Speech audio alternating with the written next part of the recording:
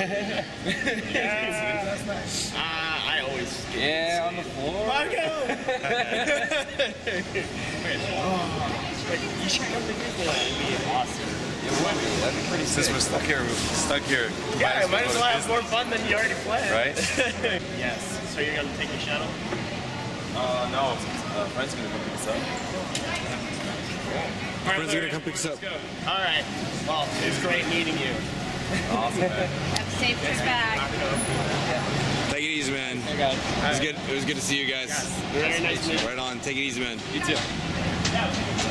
See you next year. Hopefully. Well, we're old school, both of us. He started playing Ultima Online, his first MMO. I actually also played Ultima Online back in the days. It's the oldest MMO ever. Before that, I played I played Doom, Quake, really old school games. I've played also Sega and Atari, even Pong. That's what I started when I was 8 years or something. No one has played more games than this guy. I've seen his library of games.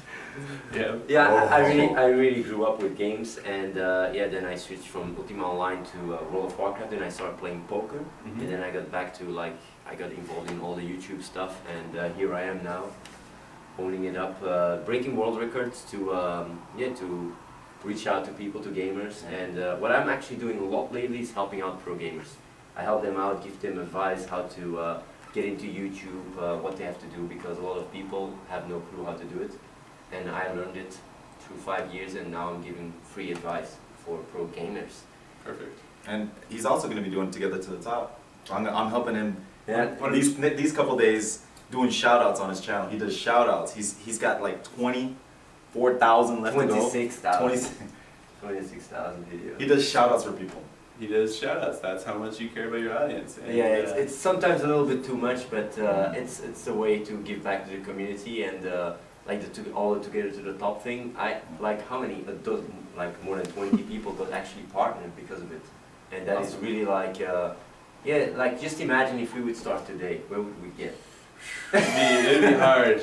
Yeah, so anyone at home can, the only reason, well, not the only reason, but, we got in early, and that was to our advantage, but, it's still possible to be a pro gamer on YouTube. You don't even have to be, that good. I kind of suck at games, but, I love it, and I want to talk about games, and people just will find you.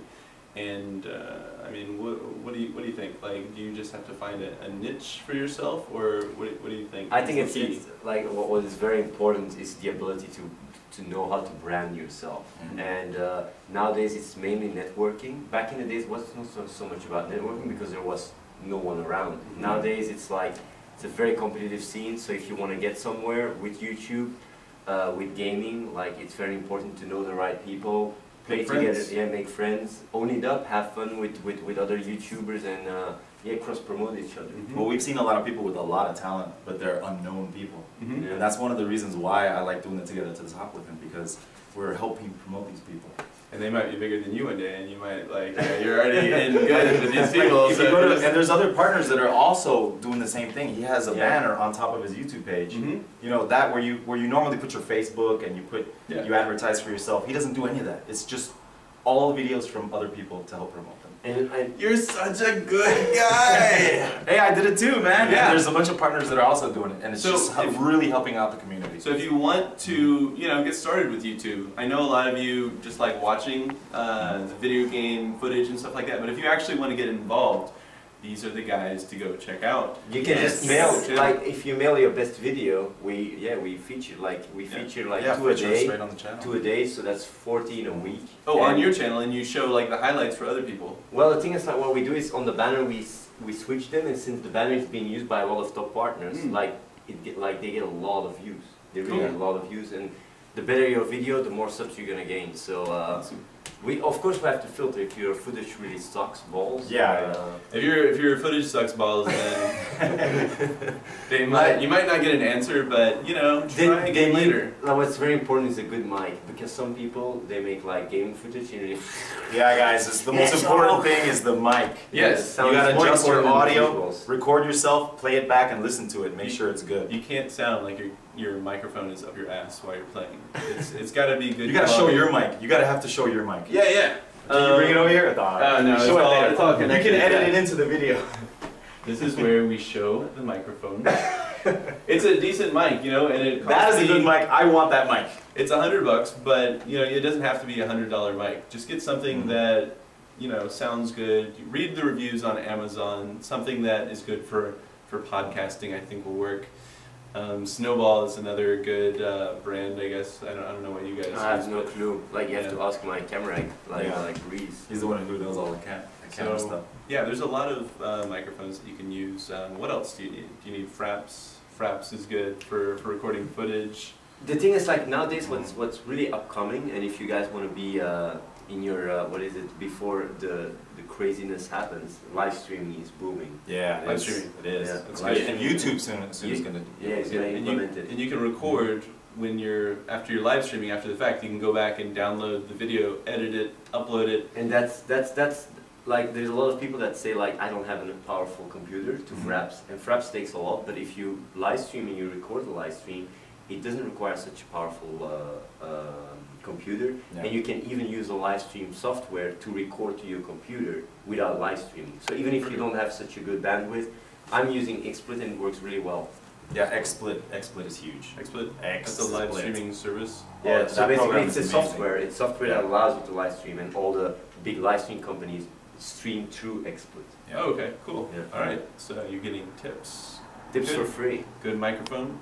Use XSplit to not only live stream and your audience can watch you as you play, but you can go back and download it later. Yeah. What else do you think that there is? For people to own it up, like they have to do it with passion, with their heart, and with their heart. that. Like if it becomes a job and you're just doing it for the money, people are gonna see it, and No, it's gonna be fucking They boring. can, yeah, the audience is very smart. They know whether or not you love what you do. So you definitely have to love it, but what about consistency? Like, you know, you don't have to treat it like a job, but it's good to update. Maybe, I know you do once a week. I try to do once a week. You do I'd several love to do times once a week. day. I would love to. My fans also Reese want is it, but like, yeah, it's really hard. sometimes it's a lot of work. I've got it down to a week. It used to take longer. It used to take a long time to make the videos. Yeah. It's always you have to make actually a balance between quality and yeah, like frequency. Find your rhythm, kind Yeah. of, you know, Yeah. and don't just half-ass It's it. really, it's not that easy to make that decision though, because like look at channels, for example, like Freddie W. Mhm. They don't make so much content, but they make really good content. Yeah. They blow up. Then you have like Yogscast on the other hand, Mhm. like they make like 2 videos a day, and they're like they have like I think they're the leading YouTubes right now. Like they're number I one. find it amazing what they do. Yeah, it's just How can crazy. they do it at 2 videos a So day? it's about like finding the format, and but like the thing is there is no such a thing as a golden formula. It's really finding out what works best for you Yeah. and what works best for your audience. You can basically make a YouTube video about anything, and there will be people out there that will like your content. Yeah, and let's talk about getting seen. Like I know you're doing Together to the Top. That's a good way to get seen by people. What other ways are there to There's kind of actually get something discovered? really interesting. Like since I've been here in LA and in California, I've been meeting a lot of like companies like IGN, Break, Curse and stuff. And the thing is, like they're starting to get into the business, and they're looking out for talent, and they want to push them, they want to promote them on their website because they want to start their own like network thing. And that is something like, guys, like your audience is looking at it, like reach out to them. They're gonna pick up talent, and if you get pushed there, even if you're a small channel, you're just gonna blow up. So that is really something.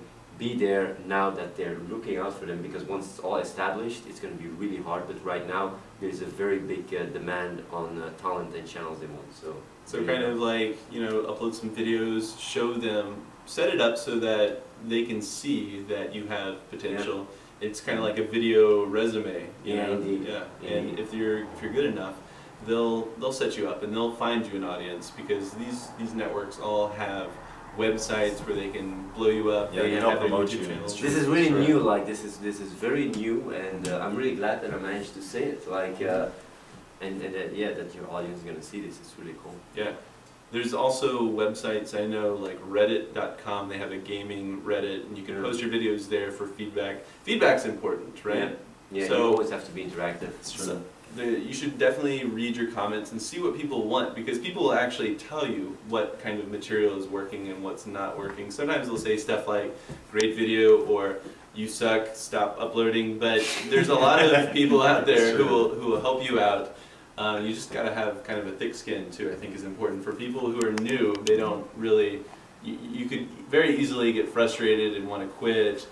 But, you know, just keep going. Yeah, I do that a lot. I read my comments. But, you know, if it's hundreds of comments versus one person trolling, I listen to the hundreds of comments. Yeah. Like, don't take offense to that one troll who's trying to troll on your channel. What you can do, and I know like maybe not a lot of people are going to find this cool, but if people are really trolling, just fucking block and delete them. Yeah, you can do that too.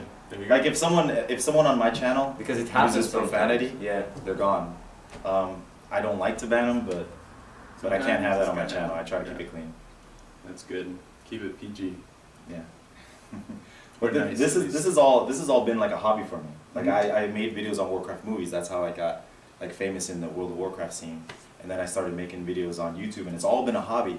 And until recently is when I finally got partnered. Like I haven't been making money for the past 2 years. What's really important, like been doing it for free. Yeah. And it's important that it starts kind of as a hobby, because if you don't love it, like we said earlier, then people are going to know, and they're going to be like, oh, this guy's just trying to make money because this game is just released and he knows people are looking for it.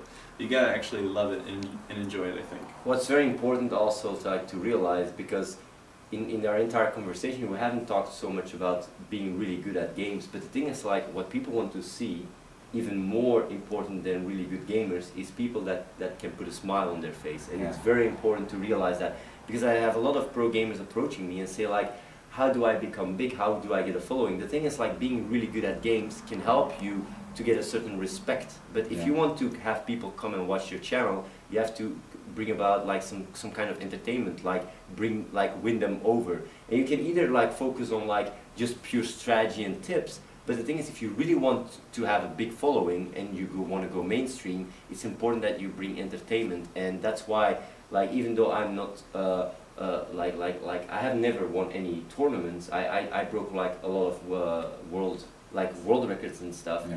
Like, at the end of the day, if you want to keep branding yourself, you cannot be the best at every game every time. It's impossible. Like, you just don't have the time. And it's very important to have like a marketing state of mind where you really try to focus on branding yourself and make entertainment content, instead of like trying to be the best at a game and then see like, oh, where like it seems nobody gives a shit. Like, it's a reality check a lot of pro gamers get, and just be aware of that, and it can really help you. A lot of pro gamers aren't necessarily the most social people, so you got to kind of work on that and kind of just make it interesting. I agree. And some people don't even play the game. Like for StarCraft, there's a lot of people who just kind of watch other people's games, throw it up there, and then add their commentary, because you don't have to be good, you just have to not necessarily, you have to kind of just understand the game and be able to explain what's going on in an exciting kind of tone, get people enthused. And then you go to BlizzCon and everybody goes to the commentators for signatures, and the real pros, nobody even recognizes. Exactly, yeah. It's, really, it's just like... I really find that a shame, because it like is. those people, what can you do? It's like, it's how the cookie crumbles.